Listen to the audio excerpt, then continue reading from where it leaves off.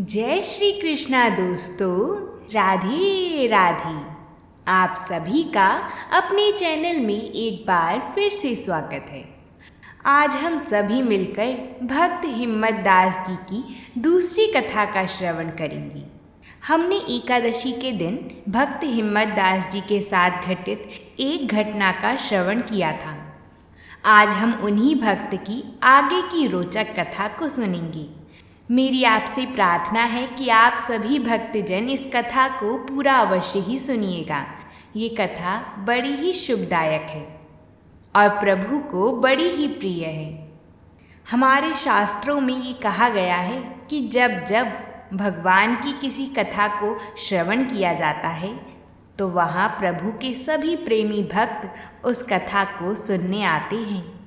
फिर चाहे वो हमें दिखें या ना दिखें या क्या पता किसी दूसरे रूप में आए हों। बिल्कुल उसी तरह जब किसी भक्त की कथा को श्रवण किया जाता है तो भगवान स्वयं उस कथा का श्रवण करने के लिए आया करते हैं।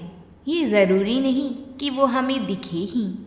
इसलिए हमें मन में भाव रखना चाहिए कि हमारे साथ साथ हमारे प्रभु भी इस कथा का श्रवण कर रहे हैं। इसलिए बड़ी ही भक्ति और प्रेम के साथ इस कथा का श्रवण करिएगा और प्रभु से प्रार्थना करिएगा कि हे प्रभु कि मुझे भी इन भक्त की तरह अपनी सेवा प्रदान करें। तो बोलिए नंद नंदन भगवान श्री कृष्ण की जय हो। भक्त जी के साधु सेवी स्वभाव के कारण अक्सर साधु संत इनके घर आकर ठहरा करते थे। धन की कमी के कारण इन्हें हमेशा गांव के एक महाजन जिसका नाम परमेश्वरी था उससे खाने पीने का सामान उधार लाया करती थी। कुछ समय से इतनी बुरी हालत हो गई थी कि उनके घर में अब कुछ भी सामान गिरवी रखने के लिए नहीं था और ना ही उन्हें कोई उधार ही देता था। इसी के चलते एक दिन साधु की टोली शाम के समय इनके गांव में आ गई।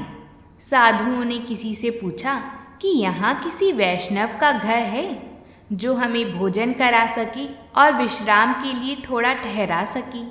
जब ऐसा उन लोगों ने किसी गांव वाले से पूछा तो उस गांव वाले ने पहले तो सोचा कि इस गांव में ऐसा वैष्णव तो सिर्फ हिम्मत दास जी ही हैं, लेकिन अब तो उनके पास खुद के खाने के लिए भी भोजन नहीं है। लेकिन उस गांव वाले को पूरा विश्वास था कि भक्त हिम्मत दास जी कैसे ना कैसे करके साधुओं को भोजन करवा ही देंगे। तो उसने बतलाया कि हाँ, वहाँ आगे हिम्मत दास जी का घर है, वो बड़े वैष्णव हैं, आप उनके घर जाइए। ऐसा साधुओं ने जब सुना तो सभी साधुजन भक्त हिम्मत दास जी के घर के आगे पहुँच गए। भक्त जी ने आदर पूर्वक उनको ठहराया। साधुओं ने कहा, आपकी बड़ी कृपा होगी अगर थोड़ा सा भोजन और विश्राम के लिए थोड़ा समय मिल जाए। भक्त हिम्मत दास जी उन साधुओं की टोली देखकर बड़े आनंदित हुए। उन्होंने अपने आप को बड़ा धन्य समझा। फिर भोजन की तैयारी के लिए भक्त हिम्मत दास जी अपनी पत्नी के पास गए और कहा, भोजन की तैयारी करो प्रिय। तब उनकी पत्नी ने कहा, प्राणनाथ, मैं क्या बनाऊं? घर में तो कुछ भी नहीं है और ऐसा भी कुछ नहीं बचा जिसको गिरवी रख के आप कुछ खाने के लिए ले आएं। कैसे करेंगे भोजन का प्रबंध, वो भी इतने साधुओं के लिए? भक्त हिम्मत दास जी ऐसा सुनकर थोड़ी चिंतित हुए। फिर उनकी पत्नी ने कहा, उनका उदास चेहरा हो गया था। अब तो ऐसा समय था कि उनकी पत्नी के भी सारे आभूषण तो साधु सेवा में पहले ही बिक चुके थे। केवल एक नथ ही बाकी थी। उनकी पत्नी ने कहा, एक उपाय है, मेरे पास ये नथ है, आप ऐसा करिए कि इसे ले जाइए और इसे गिरवी रख दीजिए। ऐसा देखकर भी भक्त जी बड़े असमंजस में पड़ गए। उन्होंने सुशीला से कहा, सारे आभूषण तो पहले ही बिक चुके हैं, केवल यही तुम्हारी एक सुहाग की निशानी बची है। नहीं, मैं यह नथ नहीं ले जाऊंगा। तब सुशीला ने कहा, आप संकोच ना करें और इस नथ को देखकर शीघ्र ही सामग्री ले आईं। क्या आज ये साधु महात्मा हमारे घर से भूखे जाएंगे? नथ तो फिर भी आ सकती है, और नहीं भी आएगी तो कोई बात नहीं, परंतु साधु सेवा का जो ये लाभ है वो तो बड़े सौभाग्य से ही प्राप्त होता है। आप देर ना करें, शीघ्र महाजन के यहाँ जाएं और भोजन सामग्री ले आएं।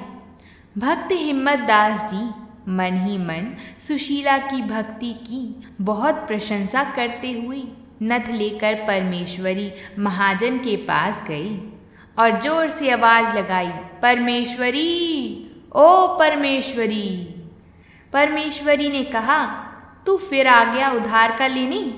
तेरे को बोला है ना कि जब तक बकाया धन नहीं चुकाएगा तब तक कुछ नहीं मिलेगा। तब हिम्मत दास जी ने कहा, मैं उधार लेने नहीं आया, ये नथ गिरवी रख लो और मुझे कुछ भोजन की सामग्री दे दो। मेरे घर में साधु संत पधारे हैं। तब उस परमेश्वरी ने नथ को गिरवी रखकर उसे सामान दे दिया। सामान घर ले जाकर सुशीला ने भोजन बनाया। जब तक भोजन बना तब तक भजन कीर्तन चलता रहा। तत्पश्चात दोनों ने प्रेम पूर्वक साधु महात्माओं को भोजन कराया।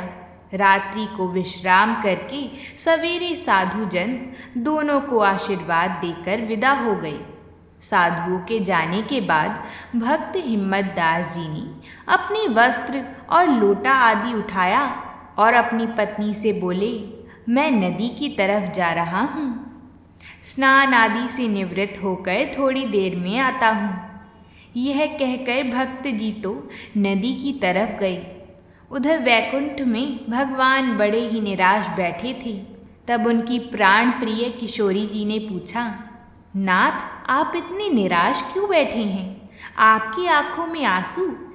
ये तो लगता है किसी भक्त के कारण ही हैं।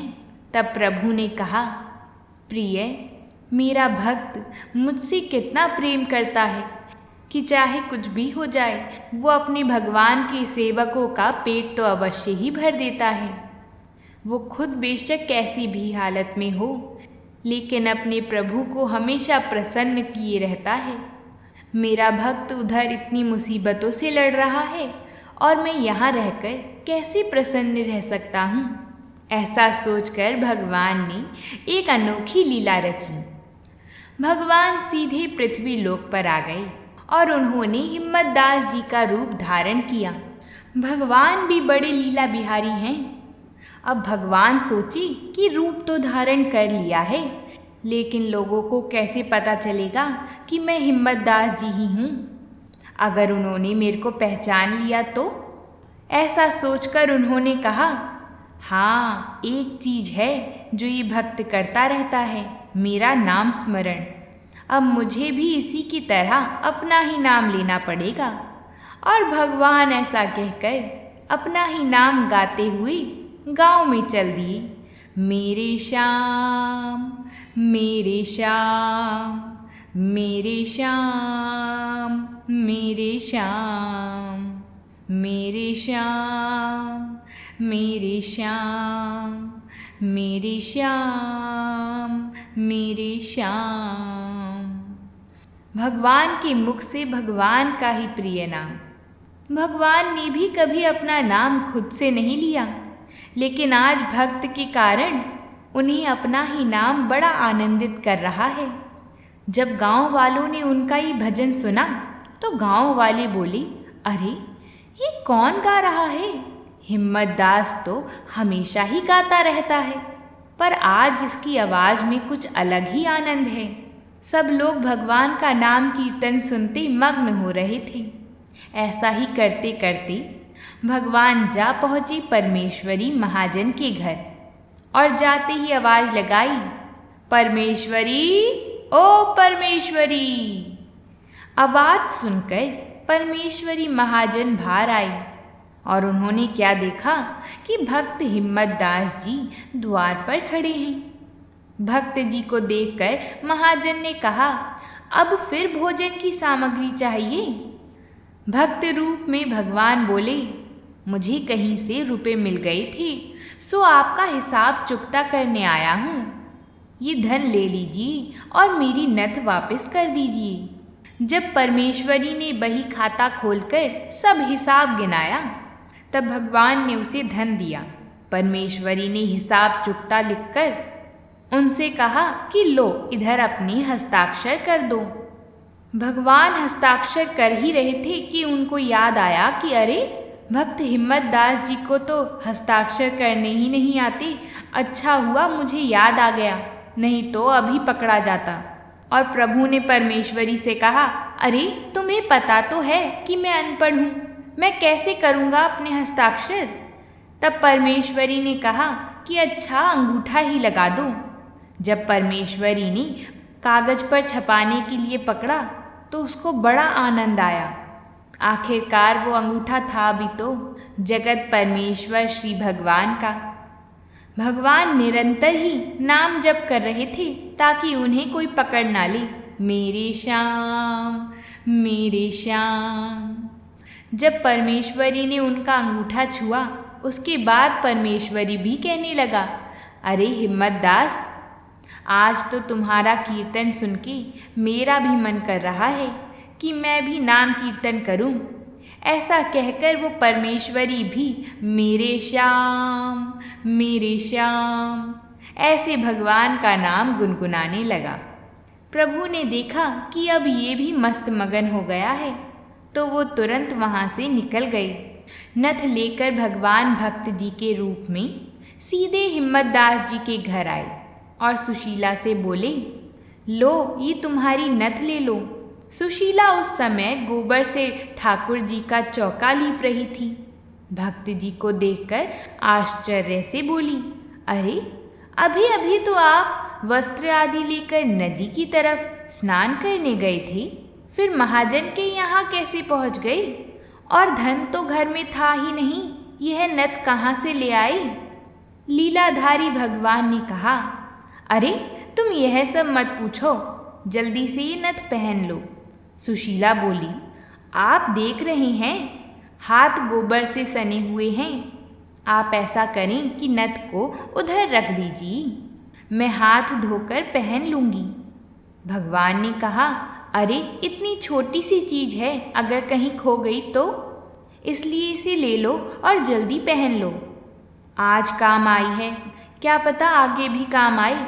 सुशीला तो भगवान को भक्त हिम्मत दास जी ही समझ रही थी। वह उठकर उनके पास आ गई और बोली, अभी हाथ धोऊंगी तो दोबारा फिर गोबर से सन जाएंगी, क्योंकि लीपने का काम अभी पूरा नहीं हुआ है। आप ऐसा करें कि स्वयं ही मुझे पहना दें। तब भगवान सोचने लगे कि अगर मैंने नथ पहनाई तो कहीं इसे पता ना चल जाए कि मैं हिम्मत दास नहीं हूँ। भगवान ने उससे कहा, अरे नहीं नहीं, कोई देखेगा तो क्या कहेगा, तुम हाथ धोकर इसे खुद ही पहन लो। पर वो भी तो भगवान की भक्तन थी, वो भी अड़ी रही कि नहीं, आप ही मुझे पहनाएं। आखिर कोई देख भी लेगा तो क्या हो गया, आप मेरे पति हैं। तब भगवान को भी उनकी बातों में आना पड़ा। भगवान ने स्वयं अपने हाथों से सुशीला को नथ पहनाई। भगवान के हाथों से नथ पहनकर सुशीला भी मस्त मगन हो गई। अब भगवान को देरी हो रही थी कि कहीं असली वाला हिम्मत दास ना आ जाए, इसलिए भगवान ने कहा, अरे अरे, तुम ऐसा करो, जाओ भोजन ले आओ, मैं खा लेता हूँ, फिर उसके बाद मुझे विश्राम करना है।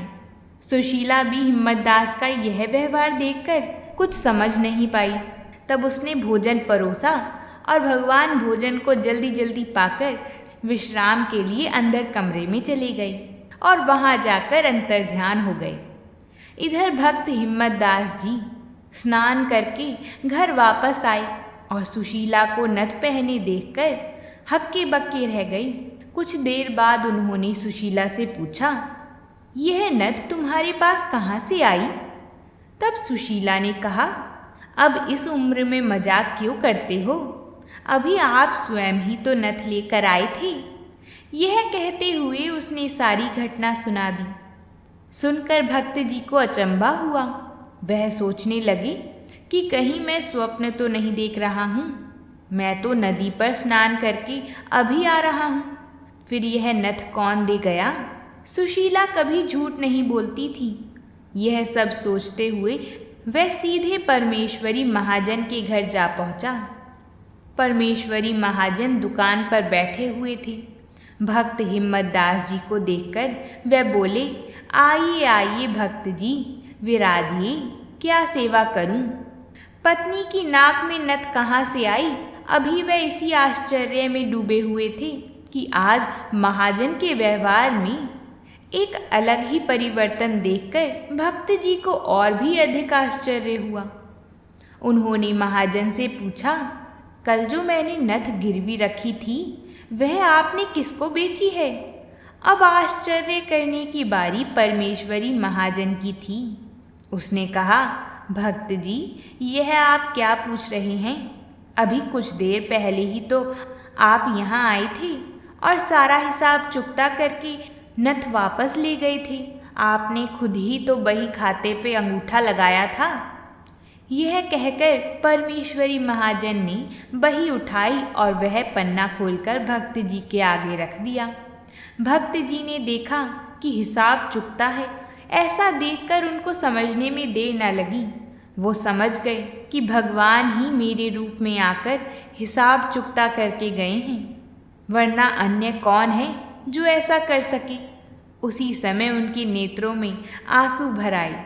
वे महाजन से लिपट गए और बोले, महाजन जी, मेरे पास तो पैसे थे ही नहीं जो आपका हिसाब चुकता करता, और ना ही मैं कुछ देर पहले आपके यहाँ आया था। यह सब तो भगवान की अपनी ही लीला है।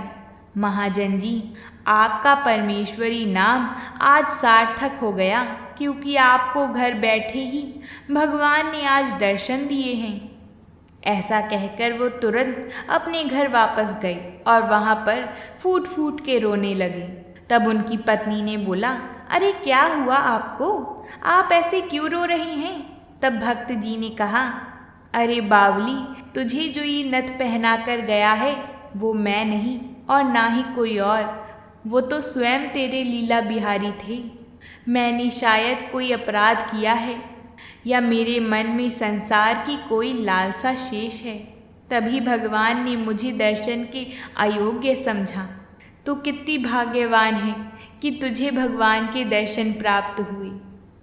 अब तो भगवान के दर्शन होने पर ही मैं अन्न जल ग्रहण करूँगा। यह कहकर उन्होंने झांझ उठाई और भगवान का गुणगान करने लगी। सुशीला भी उनके साथ कीर्तन में सम्मिलित हो गई। इसी तरह 3 दिन बीत गए। उन दोनों ने कुछ नहीं खाया और जल भी ग्रहण नहीं किया। भगवान भला ऐसे भक्त से कैसे अदृश्य रहती? वह उनके सामने प्रकट हो गई।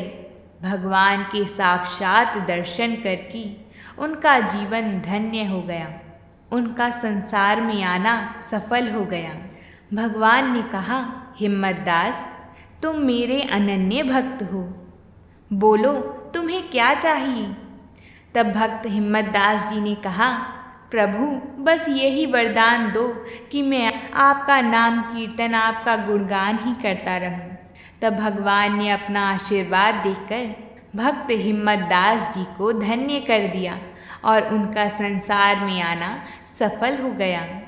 तो बोलिए नंद नंदन भगवान श्री कृष्ण की जय हो। श्री राधा प्यारी की जय हो।